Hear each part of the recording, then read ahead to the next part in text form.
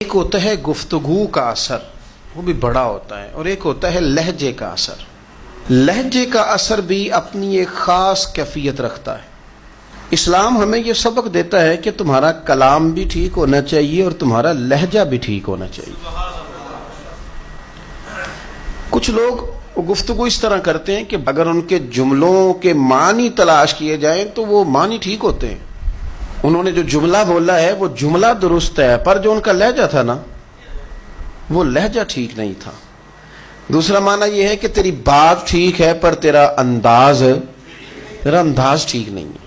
اور یہ جو لہجہ ہوتا ہے نا یہ اپنا اثر رکھتا ہے۔ میرے لہجے میں غرور آیا تھا، تیرا حق تھا تو شکایت کرتا۔ لہجہ جو ہوتا ہے نا یہ بہرحال اپنا اثر رکھتا ہے، اس کی تاثیر ہوتی ہے، اس کا اثر ہوتا ہے۔ اور یہ چھوٹا بچہ جو 8 مہینے سال کا بچہ نا، چھوٹا، اس کے ساتھ اگر آپ گفتگو کر رہے ہیں، اس کے ساتھ آپ پیار کر رہے ہیں، چھوٹے بچے کی بات کر رہا ہوں، چھوٹا بچہ ہے، سال یا سال بھر سے کم عمر ہے، آپ نے اس کے رخسار پہ ہلکا سا مارا ہے، ہلکا سا، لیکن جب مارا ہے تو ہنستے ہوئے مارا ہے۔ آپ ہنس رہے تھے جب آپ نے مارا تو بچہ بھی ہنس پڑتا ہے، لیکن آپ نے اس کے چہرے پہ مارا ہے، مارا اتنی زور سے ہی ہے پر مارا غصے کے ساتھ، وہ رو پڑتا ہے۔ وہ بھائی تھوڑی دیر پہلے تجھے مارا تھا ہنس کے تو ہنس پڑا تھا، تیری عمر تو ہے سال، اور سال سے کم، سال سے زیادہ، ابھی تو چل نہیں پا رہا۔ تو وہ چھوٹا بچہ بھی ہمیں بتاتا ہے کہ تیری مار کا اثر نہیں ہوا میرے والد، میرے بھائی، میری اماں، تیری مار کا اثر نہیں، تیرے لہجے کا اثر ہے۔ تیرا جو لہجہ تھا نا وہ اثر کر گیا ہے، تیرا لہجہ جو تھا نا وہ دل میں اتر گیا ہے۔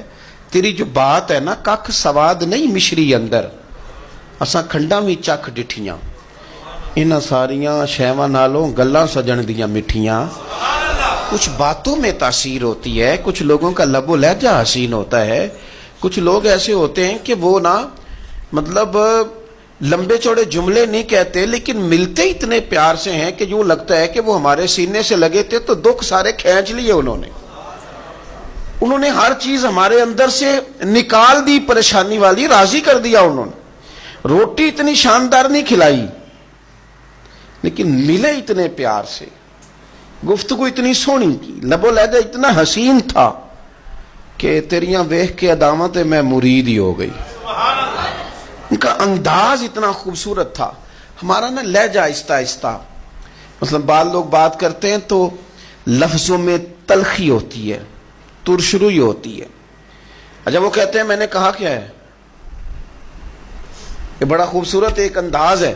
بہو کئی دفعہ اس طرح کرتی ہے کہ ساس کو جب روٹی دیتی ہے تو لہجہ بڑا سخت ہوتا ہے، لے آئی ہے کھانا پکا کے، پر جس طرح وہ لائی ہے، جس طرح اس نے رکھا ہے، جو اس کا انداز تھا، جو پھر پانی لانے کا انداز تھا، جو پھر دوائی دینے کا انداز تھا، تو شام کو بیٹا گھر آیا تو ماں رو پڑی ہے، بیمار ماں۔